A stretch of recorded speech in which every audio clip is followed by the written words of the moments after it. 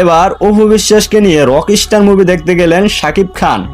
আর এই ঘটনাকে ঘিরেই এখন সোশ্যাল মিডিয়ায় চলছে ব্যাপক আলোচনা আর তুমুল কৌতূহল। সম্প্রতি এক সাক্ষাৎকারে অপু বিশ্বাস শাকিব খানের নতুন সিনেমা রকস্টার নিয়ে নিজের অনুভূতি প্রকাশ করেন। সো এখানে আসলে তাকে নিয়ে অনেক বেশি প্রাউড হয়, ভালো লাগে।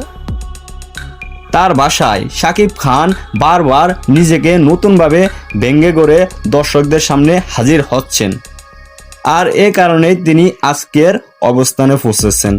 অপু বিশ্বাস আরও বলেন, গত কয়েক বছরে বাংলা চলচ্চিত্রে নতুন মাত্রা যোগ করার ক্ষেত্রে শাকিব খানের অবদান সত্যি প্রশংসনীয়। এমন রকস্টারও সে ধারাবাহিকতার আরেকটি উদাহরণ। এমনকি তিনি জানান, রকস্টারের টিকিট পাওয়ার জন্য তারাও অনলাইনে চেষ্টা করেছেন, কারণ দর্শকদের মধ্যে এই সিনেমা নিয়ে আগ্রহ ছিল চোখে পড়ার মতো। আর শাকিব খানের নতুন লুক নিয়ে প্রশ্ন করা হলে অপু বিশ্বাস বলেন, উনি নিজেকে ভাঙতে ভাঙতে গড়তে গড়তে এমন একটি জায়গায় চলে গেছে যেটা আসলে উদাহরণের বাইরে চলে গেছে।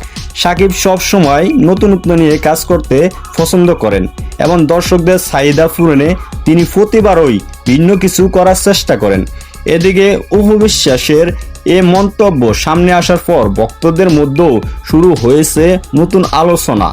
তাহলে আপনার মতে রকস্টার শাকিব খানের নতুন লুক এবং পারফরমেন্স কেমন লেগেছে কমেন্টে অবশ্যই জানাবেন। ধন্যবাদ।